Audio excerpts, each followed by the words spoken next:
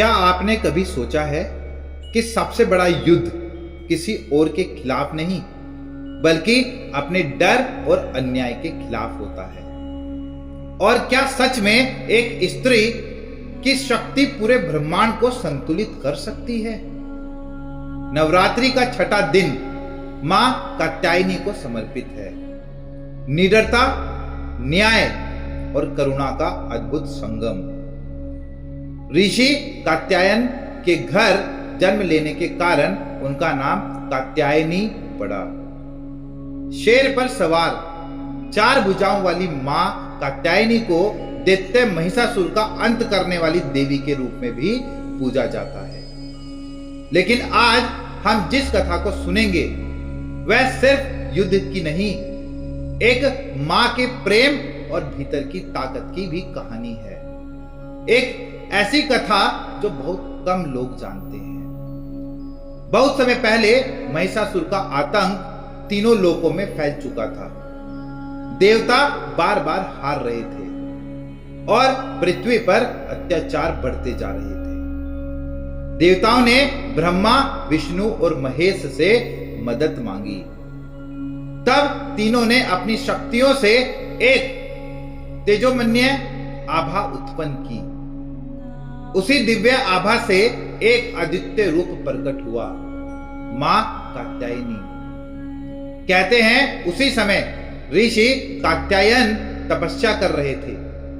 उन्होंने मन ही मन प्रार्थना की कि हे देवी, आप मेरे आश्रम में जन्म लें ताकि मैं आपको अपनी पुत्री कह सकूं। देवी ने उनकी साधना स्वीकार की और ऋषि के घर जन्म लिया। मां कात्यायनी ने बचपन से ही असाधारण साहस दिखाया। कथा है कि एक बार पास के जंगल में एक विषैला नाग लोगों को डरा रहा था। लोगों में भय था, पर बालिका कात्यायनी ने मुस्कुराते हुए उस नाग को अपनी हथेली पर लिया और कहा, डर वहां पनपता है जहां विश्वास नहीं होता।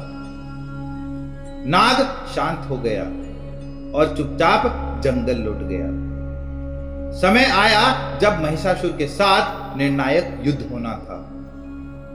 देवी ने अपने शेर पर चढ़कर जब युद्ध भूमि में कदम रखा तो पूरा आकाश गरजा।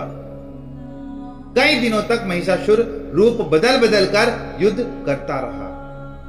भैंस, हाथी, शेर, यहां तक कि इंसान का भी रूप। लेकिन मां कात्यायनी के साहस और संकल्प के आगे उनकी हर चाल नाकाम रही। आखिरकार देवी ने त्रिशूल से उनका अंत किया। कहते हैं उस क्षण आकाश से पुष्पों की वर्षा हुई और तीनों लोकों में शांति लौटी। यह सिर्फ दैत्य वध की कहानी नहीं है। आज हमारे जीवन में भी महिषासुर मौजूद हैं। डर, असफलता, लोभ, अन्याय, आत्मसंदेह। हमारे मन के ये दैत्य हमें आगे बढ़ने से रोकते हैं। लेकिन याद रखिए, मां कात्यायनी ने हमें सिखाया कि साहस डर को मिटाने में नहीं, उसका सामना करने में है। जैसे उन्होंने महिषासुर के हर रूप को पहचान कर उसका अंत किया, वैसे ही हमें भी अपने भीतर के नकारात्मक रूपों को पहचानना होगा।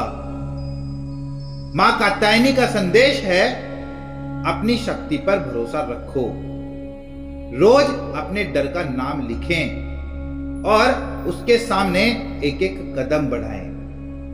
जब भी अन्याय दिखे, चुप न रहें, चाहे वह घर में हो, समाज में हो या अपने ही विचारों में हो। अपने बच्चों, परिवार और मित्रों में यह विश्वास जगाएं कि वे अपनी लड़ाई खुद जीत सकते हैं, क्योंकि शक्ति बाहरी हथियारों से नहीं, भीतर के साहस से जन्म लेती है।